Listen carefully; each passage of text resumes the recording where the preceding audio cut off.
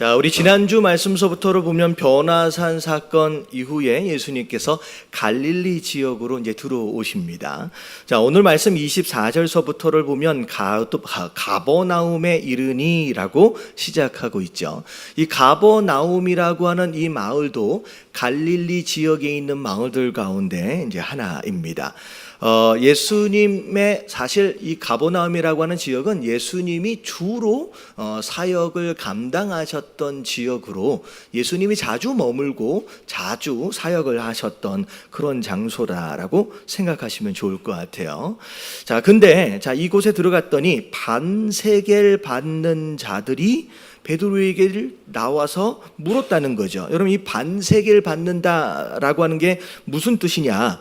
그러면 이 당시에는 이제 세관이에요. 세금을 징수하는 사람들인데 옛날에 출애굽 당시에 생명의 속전이라고 해서 20살 이상 되어진 사람들은 남자들은 뭐 부자이든 가난하든 상관이 없이 무조건 반세겔, 아니 그때 당시에는 정해진 분량을 이제 세금으로 내도록 돼 있다는 거죠. 그래서 그때 이후로 그것이 예수님 당시까지 쭉 이어져서 성전세의 명목으로 이제 반세겔씩 무조건 20살 이상의 성인들에게 걷게끔 했습니다. 자, 이 반세겔이 오늘날 어느 정도 금액이 되는지 좀 살펴보니까 일용직 일용직 하시는 분들이 이제 이틀 정도 벌을 수 있는 분량이다라고 생각하시면 돼요. 그래서 그때 당시에는 막 월급을 많이 받을 때가 아니라서 뭐 하루에 한 3, 4만 원, 뭐 많으면 5만 원 정도 번다라고 했을 때 한 7, 8만 원에서 10만 원 이하 정도 되는 금액이라고 생각하시면 될 것 같아요. 이 반세겔 이 성전세가 사실은 한 번에 그냥 갑자기 드리기에는 제법 많은 금액이고요. 하지만 1년에 한 번씩이니까 이렇게 모아서 드린다라고 했을 때는, 낸다라고 했을 때는 나름대로 이제 적당한 어떤 그런 액수가 되겠죠. 근데 자, 이 세관이 베드로를 찾아와서 하는 얘기가 뭐냐면, 너의 선생님은 왜 이 반세겔을 내지를 않느냐는 거죠. 자, 예수님이 지금 이 세금을 내셨다, 못 내셨다? 못 내셨어요. 그랬더니 이 베드로가 이거 듣고서 기분이 나빴어요. 그래서 낼 거다라고 이제 들어오게 됩니다. 그랬더니 예수님이 이제 안에서 하시는 말씀이 뭐냐?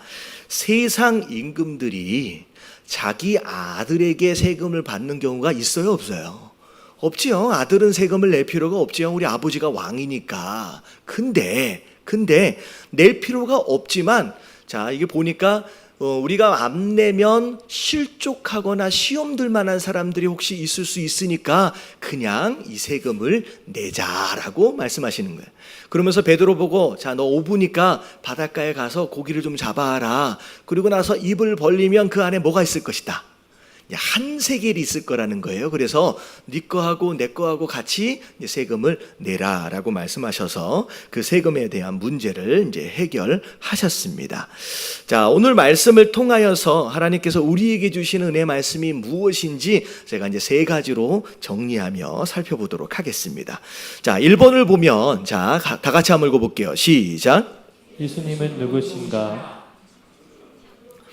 자, 첫 번째가 예수님은 누구신가? 라고 하는 거예요. 자, 오늘 본문 말씀의 내용들을 쭉 보면 이 안에 예수님이 누구신지에 대하여 부분적으로 설명하는 대목이 두 군데가 나옵니다. 자, 일단 결론서부터 말씀을 드리면, 비록 인간의 몸으로 이 땅을 인간처럼 사셨지만 그분은 어떤 분이다? 창조주 하나님이시다는 거죠. 우리가 변화산 사건을 통하여 우리가 자세히 살펴봤는데 창조주 하나님이세요. 특별히 이 창조주 하나님의 능력들 가운데 우리가 짚어볼 수 있는 첫 번째 내용이 무엇이냐? 자, 1번 다 같이 시작. 전지하신 하나님 예수 그리스도. 자, 예수님은 창조주 하나님이신데 뭐 하신 하나님이에요? 전지하신 하나님이에요. 여러분, 전지하다란 뜻이 무슨 뜻이에요?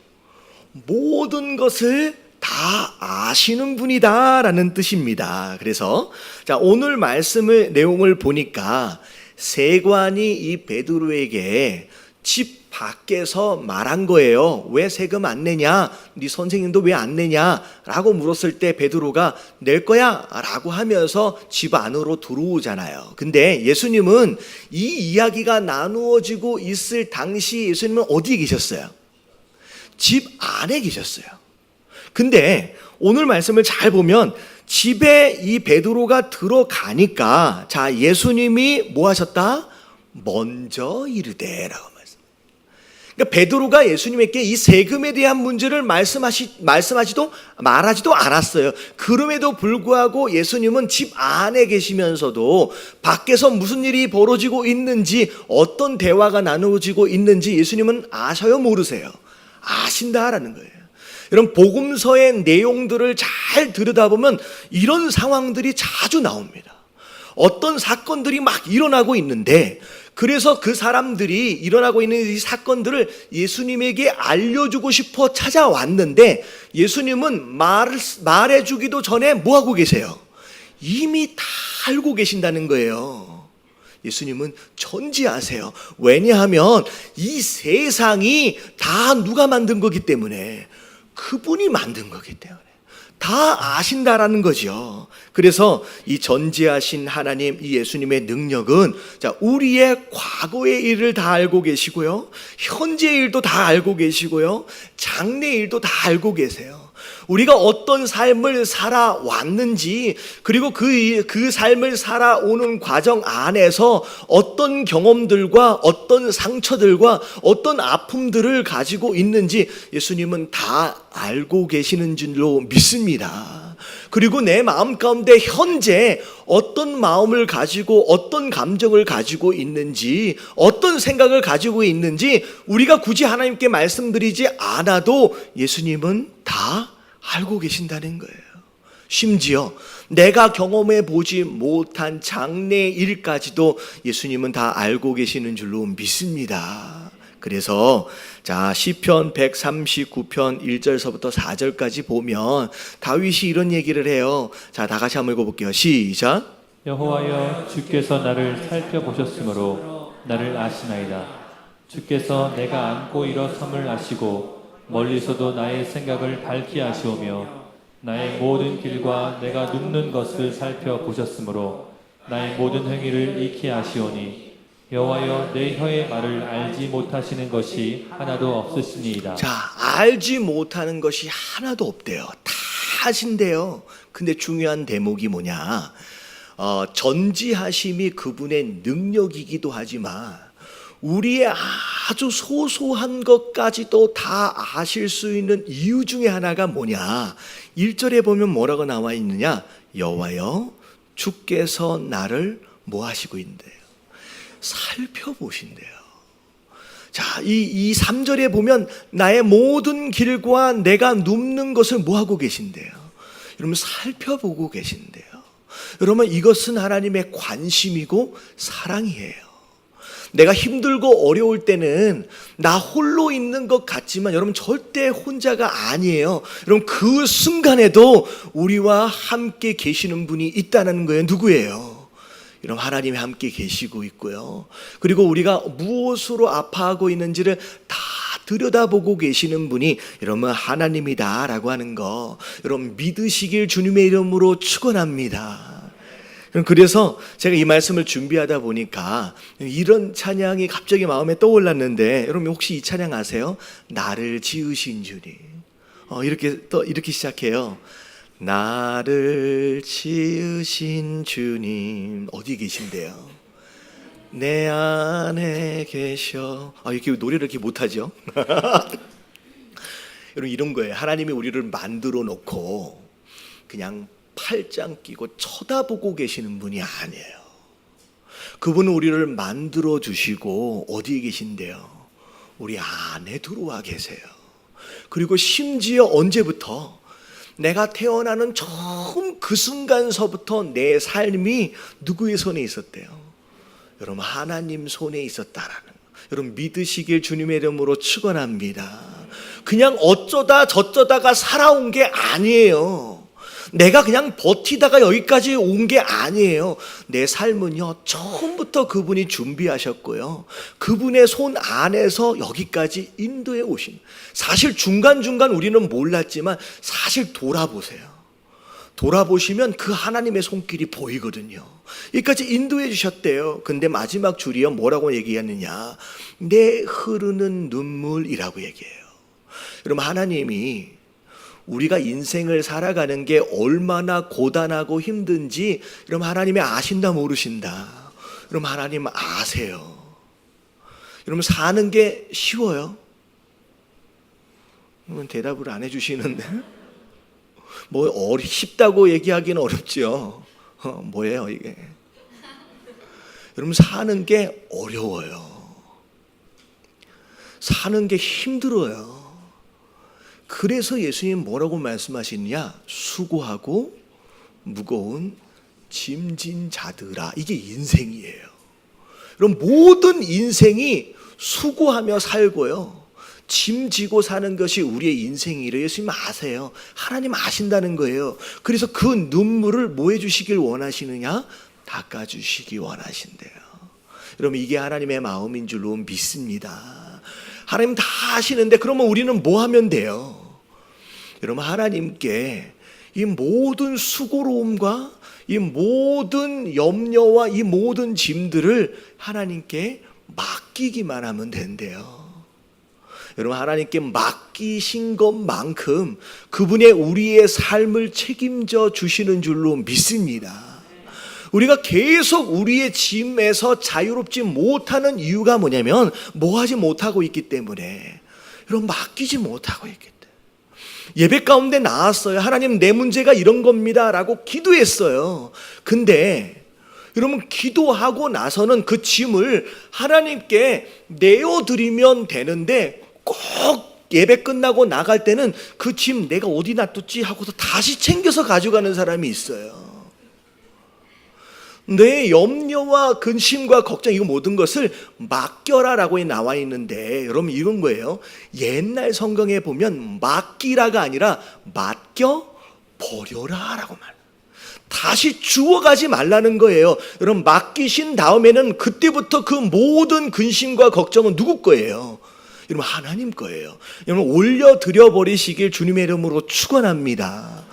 그래서 옛날에 이런 얘기가 있어요. 어떤 할머니가 길을 가는데 날도 더운데 짐을 머리다 지고서 막 가는 거야. 근데 택시 운전사가 집으로 들어가면서 할머니를 보니까 아는 할머니야. 그리고 너무 힘들어 보여. 그래서 할머니 좀 타세요. 제가 집에까지 모셔다 드릴게요 했더니 할머니가 난 돈 없어. 내가 어떻게 타 택시를. 돈 안 받을 테니까 타세요 라고 했더니 이 할머니가 택시에 딱 타고 있는 거예요. 근데 한참 가다가 이 택시 운전사가 이 룸밀러로 딱 보니까 할머니가 뭐 하고 있어요? 이 들고 가던 짐을 머리다가 계속 지고 있는 거야. 택시를 탔는데. 그러니까 할머니 왜 그걸 지고 계세요? 라고 얘기를 하니까 뭐라 그래요? 태워준 것도 너무 고마운데 미안하게 이 짐을 어떻게 신세를 지냐는 거예요. 여러분 이런 인생이 얼마나 많은지 몰라요. 여러분 하나님은 우리의 영혼을 구원하셨어요. 근데 우리의 짐까지도 해결해 주길 원하시는 줄로 믿습니다. 그냥 우리는 뭐 하면 돼요? 다 아시는 그분께 맡겨드리기만 하면 되는 거예요. 그래서 그 하나님을, 여러분 책임지신 그 하나님을 경험하실 수 있게 되길 주님의 이름으로 축원합니다. 옆에 계신 분들에게 인사 좀 해주세요. 제발 좀 맡겨버립시다. 여러분 예배를 들어왔는데 제가 이게 앞에 서 있으면요, 이런 모습들이 있어요. 얼굴 표정을 보면 마음의 상태가 보이잖아요. 세상에 있는 모든 짐들을 내가 다 지고 있는 것처럼 이렇게 인상을 구기고 있는 분들이 계세요. 심지어 예배가 끝났는데도 그 표정이 그대로야. 그러면 이 순간 한번 쳐다봐 주세요. 얼굴이 얼마나 펴졌는지. 여러분 맡기십시오. 여러분 맡기면 우리 얼굴도 펴질 수 있어요. 할렐루야. 그래서 여러분들 길거리 다니다 보면 그런 얘기를 들어야 돼요. 얼굴이 왜 이렇게 밝냐고. 여러분 이런 소리를 좀 들어야지요. 할렐루야. 그래서 여러분 하나님은요, 예수님은 전지하세요. 다 하세요. 그냥 우리는 뭐 하기만 하면 돼요? 맡기면 되는 줄로 믿습니다. 그리고 두 번째, 자, 다 같이 한번 읽어볼게요. 2번 시작. 전능하신 하나님 예수 그리스도. 자, 전능하신 분이에요. 자, 오늘 말씀을 보면 세금을 못 내셨는데 이 문제를 어떻게 해결하셨느냐? 베드로 보고 고기 잡아가지고 오래요. 근데 입을 벌렸더니 뭐가 나왔어요? 돈이 나온 거예요. 그거 가지고 예수님 거하고 이 베드로 거가 한꺼번에 해결이 된 거예요. 여러분, 이런 일들이 종종 일어나는 일들이 아니죠. 여러분, 물고기가 왜 이 동전을 삼켰겠습니까? 어떻게 이런 일이 일어나겠습니까? 이게 누구기 때문에 가능한 거예요? 여러분, 예수님이기 때문에, 전능하신 예수님이기 때문에 가능한 거예요. 여러분, 이 로마서 11장 36절에 이런 말씀이 있어요. 시작. 이는 만물이 주에게서 나오고 주로 말미암고 주에게로 돌아갑니다. 그에게 영광이 세세에 있을지어다. 여러분, 만물이 하나님이 만드셨어요. 그래서 모든 만물이, 모든 자연이 예수 그리스도 앞에 뭐하게 되어 있느냐? 순종하게 되어 있어요. 여러분, 그게 전능하심의 능력에 대한 근거입니다. 자, 이거 보면 여러분, 자연이 예수님께 순종합니다. 이게 우리가 마태복음 지난번에 물 위를 걸으실 때 풍랑을 향하여, 바람을 향하여 꾸짖으셨잖아요. 그랬더니 어떻게 돼요? 그게 잠잠해지는 거예요. 이 자연이 예수님의 명령에 순종해요. 이 자연 만물, 이게 물고기마저도 순종하는 거예요. 근데 잘 보세요. 유일하게 그 예수 그리스도에게, 그 하나님께 순종하지 않는 존재가 있어요. 그게 누굴까요? 그게 누구예요? 네, 우리예요, 우리. 여기 남이 아니에요. 우리만 순종을 잘 안 해요.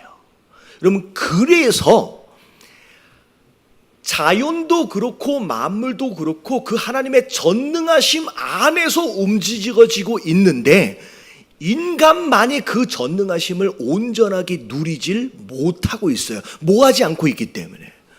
그분의 명령하심에 순종하지 않고 있기 때문이에요. 여러분, 이거 굉장히 중요한 영적 원리예요.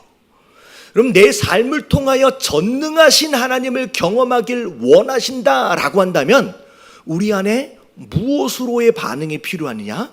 순종으로의 반응이 필요합니다. 이 순종과 이 전능하시는 능력을 함께 묶여서 가는 거예요. 왜냐하면, 자, 지난번 스토리를 한번 볼게요. 아침에 풍랑이 일어났을 때에 베드로와 제자들이 배를 타고 건너는 장면 아까 말씀드렸잖아요. 여러분, 이 상황 안에서 예수님이 그 풍랑 가운데 물 위를 걸어오시는 것을 보고 제자들이 귀신인 줄 알고 놀랐어요. 근데 예수님 뭐라고 말씀하시냐? 나다. 놀라지 말라 라고 말씀하시잖아요. 그랬을 때 베드로가 예수님께 뭐라고 얘기를 하느냐? 만약에 예수님이다 라고 한다면 나로 하여금 예수님처럼 어떻게 얘기해달라? 물 위를 걸을 수 있도록 해달라라고 부탁을 합니다. 이게 굉장히 재미있는 부탁이에요. 근데 자, 예수님이 야, 네가 뭘 물 위를 걸어 라고 말씀하시지 않았어요. 뭐라고 말씀하세요? 그래, 걸어오라라고 말씀하세요. 여러분, 걸어오라라고 말씀하시는 그 예수님의 말씀은 사실 베드로의 기도에 대한 응답이에요. 이미 응답이 있어진 거예요. 자, 이제는 베드로가 뭐 하기만 하면 돼요? 여러분, 지금 배 위에 서 있잖아요. 이 배 위에서 물 밑으로만 내려가면 그때부터 뭐 하기 시작할 수 있어요? 물 위를 걷기를 시작할 수 있어요. 근데 만약에 베드로가 끝까지 배에서 내려오지 않았다라고 한다면 여러분, 베드로가 물 위를 걷는 일이 있을까요? 없을까요? 여러분, 없는 거예요. 여러분, 이런 일이 굉장히 많아요. 내가 필요한 것이 있어서 하나님께 구했어요. 그래서 하나님이 응답을 하셨어요. 근데 그 응답하심에 대하여 순종하지 않은 것으로 말미암아 그 하나님의 전능하심을 아직도 경험하지 못해요. 여러분, 10년 전에 기도했던 그 제목 이미 10년 전에 응답하셨을 수 있어요. 근데 그 10년 동안 우리가 뭐 하지 못하고 있어요? 순종을 못해요. 그래서 전능하심이 느껴지지가 않는 거예요. 신앙생활 10년씩 20년씩 해도 나는 그 하나님이 전능한지는 잘 모르겠다. 이 이야기는 기도하지 않았을 수도 있고 심지어 기도했음에도 불구하고 그 응답하심에 순종하지 않았기 때문에 그 전능하심을 내가 누리지 못하는 것일 수 있다는 거예요. 여러분, 하나님은 전능하신 분이신 줄로 믿습니다. 여러분, 능력이 없어서 응답을 못하신 게 아니에요. 이미 하셨어요. 여러분, 뭐 하면 돼요? 내가 그 한 발을 뛰어넘는 거예요. 내가 이 배에서 내려오는 순종이 없다라고 한다면 평생 가도 그 전능하신 하나님은 경험하지 못한다라고 하는 거예요. 여러분, 경험하길 원하신다라고 한다면 하나님의 응답하심에 순종해 볼 수 있는 저와 여러분들 되어지시길 주님의 이름으로 축원합니다. 자, 그래서 예수님이 누구냐라고 하는 거에 대해서 간단하게 설명을 드렸어요. 예수님은 전지하시고 전능하신 분이에요. 그 전지하심을 누리기 위해서 우리는 그분께 우리의 모든 문제를 맡기면 되고요, 전능하심을 누리기 위해서 우리는 그분에게 뭐 하면 된다? 순종하면 된다. 여러분, 깨달아지시길 주님의 이름으로 축원합니다. 자, 두 번째 질문입니다. 자, 다 같이 한번 읽어볼게요. 시작. 우리는 누구인가? 자, 두 번째 질문이 우리는 누구인가예요. 자, 오늘 말씀의 상황을 제가 다시 한번 설명을 드릴게요. 여러분, 오늘 말씀에서 굉장히 중요한 부분이 베드로의 마음입니다. 자, 이 가버나움이라고 하는 이 지역이 예수님의 주요 활동 무대였다라고 설명을 드렸잖아요. 근데 사실은 이 가버나움이 이 베드로의 고향이었습니다. 그러니까 예수님이 처음 베드로를 만났을 때 어디서 만난 거예요? 여러분, 가버나움에서 만난 거예요. 여러분, 이 상황이 여러분 잘 이해되셔야 되는데, 여러분 이런 거죠. 여러분, 이 고향 땅에 왔는데 베드로가 이 세관에 의해서 세금을 독촉을 받은 거예요. 독촉을. 여러분, 이 베드로는 예수님 만나기 전에 뭐 하던 사람이었느냐? 어부였습니다. 자, 어부였는데 예수님을 따라갔어요. 근데 예수님을 따라갈 때 뭘 버렸다? 배를 버리고 그물을 버렸어요. 여러분, 일반 어부가 아닙니다. 자기가 소유하고 있는 배가 있었다라고 하는 것은 선주라는 얘기예요. 나름대로 기반이 있는 사회. 다시 말하면 먹고 살만한 사람이었어요. 근데 이걸 다 버리고 예수님을 따라갔다는 거예요. 그랬을 때 그 고향 사람들이, 친척들이, 그 가족들이 뭐라 그랬을까요? 네가 제정신이냐? 배도 있고 그물도 있고 다 있는데 네가 뭐가 모자라다고 해서 예수님은 그때 당시엔 모르는 사람이잖아요. 왜 저 사람을 따라갔느냐라고 우려했을 거라는 거예요. 그럼에도 불구하고 베드로가 믿음 가지고 그래도 내가 다 버리고 따라간다라고 갔어요. 그리고 나서 몇 년이 지났어요? 지금 거의 3년이 지났어요. 근데 3년이 지난 이 시점에서 베드로의 신세를 보세요. 지금 뭘 낼 만한 돈도 없어요. 지금 이 성전세 낼 만한 돈도 없어서 지금 독촉을 받고 있는 상황이에요. 근데 그게 고향 땅에 왔는데 그 얘기를 듣는 거예요. 베드로의 마음이 좋아요? 안 좋아요? 남의 이야기라고 별로 감동이 없는데 이게 굉장히 민망한 상황이에요. 내 고향에서 3년 동안 나를 도대체 뭘 했냐라는 거예요. 심지어 베드로는 그 전까지만 해도 그래도 기다리면 우리 예수님이 예루살렘에 올라가서 왕이 되면 내가 뭘 될 거다. 그래도 뭐 하나 자리를 잡겠거니 라고 하는 희망이라도 있었어. 근데 지난주 말씀도 그렇고 한 달 전 말씀도 그렇고 자꾸 예수님은 뭘 말씀하세요? 죽는다는 거예요. 지금 베드로의 마음이 어때요? 지금 고향에 왔는데 사실 굉장히 낙심되는 거예요. 내가 진짜 3년 전 나의 선택과 결단이 바른 것이었느냐라고 하는 거에 대한 의심도 들어오고, 내가 여기서 포기할까? 사람들이 나를 볼 때마다 뭐라고 그러는데, 여러분 이런 마음이에요. 그런 마음에 지금 세금을 독촉받고 있는 상황에서 자, 예수님이 뭐라고 말씀하시는지를 보세요. 25절에 자, 세상 임금들이 누구에게 관세와 국세를 받느냐는 거예요. 자기 아들에게냐 타인에게냐. 누구에게 받아요? 자기 아들에게는 안 받아요. 타인에게 받는다는 거예요. 그런 말씀하시면 26절에 그러면 아들들은 세금을 낸다 안 낸다? 안 낸다. 내지 않아도 된다는 거예요. 그럼에도 불구하고 실족하지 않기 위해서 내자. 그러면 이걸 표현을 잘 들어보면 지금 너 베드로가 사실 누구라는 거예요? 왕의 아들이란 얘기예요. 이게 확 오지 않아요? 이게 설명을 잘 해드려야 되는데 지금 막 실망해서 어깨가 쭉 처져 있는 베드로를 향하여서 뭐라고 얘기하느냐? 너 보통 사람이 아니야. 너는 뭐다? 왕의 자녀다라고 말씀. 여러분 이 음성을 들으시게 되길 주님의 이름으로 축원합니다. 여러분 지금 좀 어려워져 있다라고 실망하지 마세요. 우리가 왕의 자녀예요. 그래서 예수님 오늘 말씀하시는 게 뭐냐면 네가 왕의 자녀라고 한다면 왕의 자녀답게 한번 살아보라는 거예요. 그게 우리의 모습이에요. 자, 첫 번째, 같이 한번 읽어볼게요. 다 같이 시작. 당당하게 삽시다. 그럼 당당해지시길 주님의 이름으로 축원합니다. 여러분 돈은 있다가도 없어요. 없을 때가 있어요. 없다가도 또 어떻게 돼요? 있는 게 돈이에요. 지금 좀 부족하다고 여러분 고개 숙이지 마세요. 비굴해지지 마세요. 여러분 내가 하나님의 왕의 자녀 되어진 자들로서 여러분 떳떳하고 당당하게 사시길 주님의 이름으로 축원합니다. 여러분 문제는 있다가도 없고요. 없다가 다 있는 거예요. 내가 지금 일어나고 있는 이 상황에 의해서 자꾸 내 신분이 흔들려서는 안 돼. 내가 왕의 자녀다라는. 그래서 여러분 시편 123편 1절에 보면 다 같이 한번 읽어볼게요. 시작. 하늘에 계시는 주여 내가 눈을 들어 주께 향하나이다. 자, 뭐라고 얘기하느냐? 하나님 어디 계세요? 하늘에 계신대요. 여러분 살다 보면 전진할 수도 없고 후퇴할 수도 없고 좌우에 도와줄 사람도 없고 여러분 이 상황을 뭐라 그래요? 진퇴양난, 뭐라 그래 또 사면초가 이러면 이런 상황을 만나요. 근데 이럴 때에 고개를 떨구고 실망하고 낙심하지 말라는 거예요. 비록 사방이 다 막혀 있다라고 할지라도 우리가 바라볼 수 있는 곳이 있어요. 근데 어디예요?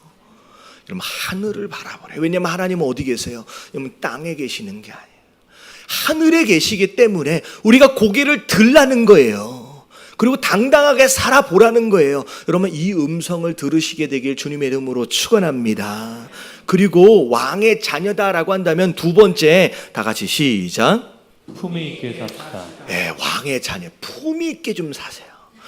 우리 왕은 거룩하신 분이잖아요. 여러분 죄 짓지 마시길 주님의 이름으로 축원합니다. 여러분 더러운 자리에 가지 마세요. 더러운 일 하지 마세요. 우리가 누구기 때문에 왕의 자녀잖아요. 그래서 로마서 6장 1절부터 2절까지 다 같이 시작. 그런즉 우리가 무슨 말을 하리요? 은혜를 더하게 하려고 죄에 거하겠느냐? 그럴 수 없느니라. 죄에 대하여 죽은 우리가 어찌 그 가운데 거하리요? 왕의 자녀 되어진 자들이 왜 더러운 그 자리에 계속 머물겠느냐? 그럴 수 없다라는 거예요. 여러분 품위 있게 살아야 돼요. 품위 있게. 자, 세 번째 다 같이 시작. 세 번째 시작. 다스리며 삽시다. 이런 왕의 자녀는 왕처럼 다스릴 권한이 있어요. 그래서 하나님은 우리를 만드셨을 때 창세기 1장 28절에 뭐라고 말씀하시느냐? 자, 다 같이 한번 읽어볼게요. 시작. 하나님이 그들에게 복을 주시며 하나님이 그들에게 이르시되 생육하고 번성하여 땅에 충만하라. 땅을 정복하라. 바다의 물고기와 하늘의 새와 땅에 움직이는 모든 생물을 다스리라. 자, 마지막 부분을 보면 땅을 뭐 하래요? 정복하래요. 그리고 다스리라라고 말씀하세요. 이게 왕의 자녀 되어진 자의 권한인 줄로 믿습니다. 여러분 그 어떤 것으로부터 또 다스림을 받지 않도록 해야 돼요. 사실 되게 위험한 게 두 가지가 있는데 여러분 절대 물질에 다스림 받지 마시길 주님의 이름으로 축원합니다. 여러분 물질은 하나님 우리로 하여금 쓰라고 주신 거기 때문에 여러분 물질은 뭐 해야 될 존재냐면 우리가 다스려야 할 존재예요. 그리고 여러분 시간에 다스림 받지 마세요. 여러분 보면 항상 급한 일에 쫓겨다니는 사람이 있어요. 여러분 1년 마지막 연말 결산할 때 보면요, 열심히 무엇인가를 많이 한다고 열매가 많은 게 아니에요. 항상 쫓겨다녀요. 여러분 시간을 다스릴 줄 알아야 돼요. 여러분 이게 우리가 해야 할 다스림의 영역이에요.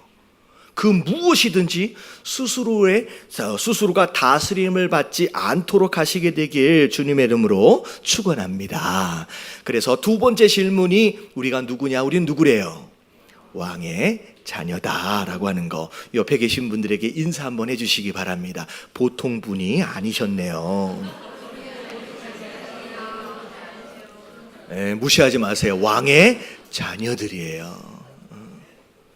자, 마지막 세 번째입니다. 자, 다 같이 한번 읽어볼게요. 시작. 성도로서의 삶에 대한 새로운 기준과 이유가 있다. 자, 이게 무슨 얘기냐? 26절에 보면 왕의 자녀는 세금 낼 필요가 없어요. 안 내도 된다고 말씀하신 거예요. 근데 그냥 내자는 거예요. 내자는 거예요. 왜 내자네? 왜 어떤 이유에서? 우리가 그들이 실족하지 않게 하기 위해서 내자라고 말씀하시는 거예요. 자, 이 이야기는 뭐냐면 성도 되어진 자들로서 굳이 하지 않아도 되는 일들이 있어요. 그냥 해도 되는 일들이 있어요. 근데 우리가 때로는 해야만 하고 또 절제해야 하는 이유가 뭐냐면 누군가를 실족하지 않도록 하기 위한 것일 수 있다는 거예요. 자, 이게 무슨 얘기냐? 우리 청년들이나 우리 그 중고등학생 애들이 이제 물어보는 질문들 가운데 목사님 담배하고 술을 하면 지옥 가요? 라고 물어봐요. 그러면 담배하고 술을 하면 지옥을 갈까요? 나는 지옥 갈 것 같다. 담배하고 술하면 난 지옥 갈 것 같다. 그렇게 생각하시는 분. 여기서 들기 좀 애매하죠. 그럼 담배를 피고 술을 마신다고 지옥 가는 게 아니에요. 근데 그럼에도 불구하고 우리가 절제할 이유가 있다는 거예요. 그 이유가 오늘 말씀에 대한 내용이에요. 누군가로 하여금 뭐하지 않도록, 그러면 실족하지 않도록 하기 위하여 절제하는. 다시 말하면 이제는요, 성도가 된 이상 지옥 가지 않기 위해서 무엇인가를 절제해야 하는 삶을 이젠 초월한 거예요. 또 다른 문제와 이유가 있다라는 거예요. 자, 이게 제가 바울 이야기를 잠깐 할 텐데, 바울이 사역하고 있을 당시에 굉장히 큰 문제가 있었습니다. 어떤 문제냐면 우상을 섬길 때 썼던, 우상에게 제사를 드릴 때 썼던 그 제물, 그 고기를 먹어도 되냐 먹지 말아야 하느냐라고 하는 문제로 인하여 교회가 되게 어려워졌어요. 그래서 바울이 어떻게 해야 되는지를 설명을 하는 내용이 고린도전서 8장 8절부터 9절까지 나오는데 같이 한번 읽어볼게요. 시작. 음식은 우리를 하나님 앞에 내세우지 못하나니 우리가 먹지 않는다고 해서 더 못 사는 것도 아니고 먹는다고 해서 더 잘 사는 것도 아니니라. 그런즉 너희의 자유가 믿음이 약한 자들에게 걸려 넘어지게 하는 것이 되지 않도록 조심하라. 자, 우리에게 뭐가 있대요? 자유가 있대요. 뭐든지 먹을 수 있고요, 뭐든지 할 수 있는 자유가 있어요. 여러분, 이게 복음의 능력이에요. 구약처럼 뭔가를 하면 지옥 가고, 여러분 이런 개념이 아니에요. 우리는 자유가 있어요. 근데 이 자유를 어떻게 쓰느냐라고 하는 것이 우리의 또 다른 숙제며 책임인 거예요. 내가 이 자유를 내 자유라고 마음껏 아무렇게나 쓴다. 그래서 그 자유로 말미암아 어떤 사람들, 믿음이 약한 자들이 걸려 넘어지는 일들이 벌어진다라고 한다면 그들을 위해서 우리의 자유를 뭐 할 수 있어야 돼요? 절제할 수 있어야 된다라고 얘기하는 거예요. 제가 들은 얘기입니다. 그 옛날 한 20-30년 전에 미국에 있는 부흥사 목사님이 한국에 오셔가지고 이제 큰 부흥회를 인도를 하시는데, 그 목사님이 습관이 뭐냐면 설교를 딱 하시고 나서, 이제 힘들잖아요. 설교를 딱 하시고 나서 본인의 사무실로 와가지고 그 씨가 있잖아요, 담배 씨가 한 대를 딱 피는 게 그분의 습관이며 그분의 낚시예요. 여러분 이게 좀 이해가 안 가실 것 같은데 제가 만약에 오늘 설교 끝나고 제 사무실에 가서 한 대 딱 핀다고 생각해 보세요. 여러분 이게 이해가 돼요, 안 돼요? 우리 한국 교회에서는요, 이 부담이 되는 게 안 되는 거예요. 아마 시험 드는 사람들 많을 거예요. 내일 안 나올 사람들 많을 거예요. 근데 그 분을 통역하시는 목사님이 그분에게 설명을 드렸어요. 목사님, 한국 교회에서는 교인들은 술과 담배를 절제하도록 가르치고 있습니다. 근데 목사님이 시가를 피고 있는 이 모습을 혹시나 한국 사람들이 보면 시험 들지도 모르니까 가능하면 어디에서 안 보이는 데서 해주시면 좋겠습니다. 라고 이제 이야기를 이제 했다는 거예요. 근데 그 얘기를 들은 목사님이 깜짝 놀랐어요. 나는 그분이 계시는 그 문화권 안에서는 아무런 이상이 없는데 내가 지금 하고 있는 이 행동, 이 작은 행동이 누군가에게 시험거리가 되고 있다라고 한다면 내가 숨어서 피자? 아니라는 거예요. 아예 안 해야지. 그래서 그날 이후로 뭐 하셨대요? 그냥 그 시가를 그냥 끊으셨대요. 그래서 바울 사도가 심지어 뭐라고 얘기하는지를 보세요. 고린도전서 8장 13절. 자, 다 같이 한번 읽어봅니다. 시작. 그러므로 만일 음식이 내 형제를 실족하게 한다면 나는 영원히 고기를 먹지 아니하여 내 형제를 실족하지 않게 하리라. 그럼 고기 안 먹고 살 수 뭐 있겠지요. 근데 바울은 뭐라 그러냐? 내가 이 고기를 먹는 것으로 인하여 누군가가 시험 들 일이 생긴다라고 한다면 나는 평생 어떻게 하겠다? 나는 이 고기를 안 먹겠다라고 결정을 해버리는 거예요.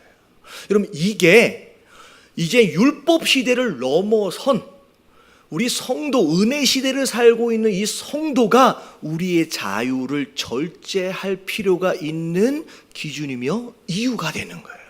여러분 깨달아지시길 주님의 이름으로 축원합니다. 그래서 제가 우리 세가지 성경 공부를 하다 보면 마지막 부분에 전도에 대한 내용이 나오는데 전도에 대해서 그런 강의를 해요. 전도하는 게 쉬워요, 어려워요? 어렵잖아요. 이제 어려운 이유가 두 가지가 있는데 첫 번째는 뭐냐면 거절감에 대한 두려움이에요. 내가 전했는데 이 사람이 잘 안 받아주면 오히려 관계도 되게 이상해지고, 그러니까 거절감에 대한 두려움이 전도가 어려운 첫 번째 이유예요. 근데 두 번째가 뭘 것 같아요? 두 번째가 뭐냐면요, 전도를 하자니 내 삶이 합당치 못한 부분들이 많아 보인다. 내가 전도 교회 가자, 예수님 믿어 라고 하면 너도 교회 다니냐? 라는 이야기를 들을 것 같다는 거예요. 그래서 지지난 기스 때 어떤 집사님, 이제 어떤 성도님이 그런 얘기를 하시더라고요. 제가요 신앙생활을 한 지는 좀 됐는데 아직도 술 담배를 합니다. 근데 그것을 끊어야 할지에 대해서 한 번도 생각해 본 적이 없대요. 근데 오늘 그 전도에 대해서 이야기를 듣다 보니까 내가 언젠가는 이걸 끊어야 되겠구나라는 생각을 했다는 거예요. 지금 당장은 못 하겠는데 언젠가는 끊어야 되겠다라는 생각을 했다는 거예요. 여러분 우리가 거룩하게 살아야 할 이유가 생긴 줄로 믿습니다. 우리를 통하여 구원받을 영혼들이 너무 많아요. 우리가 전해야 할 복음이 복음답게 전해질 수 있도록을 위해서 우리가 우리의 자유를 조금 절제해 보자라고 하는 것이 바울 사도의 의도예요. 여러분 깨달아지시길 주님의 이름으로 축원합니다. 심지어 예수님도 하자는 거예요. 이것 가지고 일부러 실족시킬 이유가 없다라는 거예요. 그래서 고린도전서 10장 30절 마지막 말씀입니다. 같이 한번 읽어볼게요. 시작. 그런즉 너희가 먹든지 마시든지 무엇을 하든지 다 하나님의 영광을 위하여 하라. 자, 뭘 먹어도 돼요. 뭘 마셔도 돼요. 뭘 해도 돼요. 근데 이제 우리가 고민해야 될 한 가지 문제는 이것을 통하여 하나님께 뭐가 되느냐? 영광이 되느냐? 여러분 그러면 전도가 돼요. 여러분 그것을 고민하실 수 있는 저와 여러분들 되시길 주님의 이름으로 축원합니다.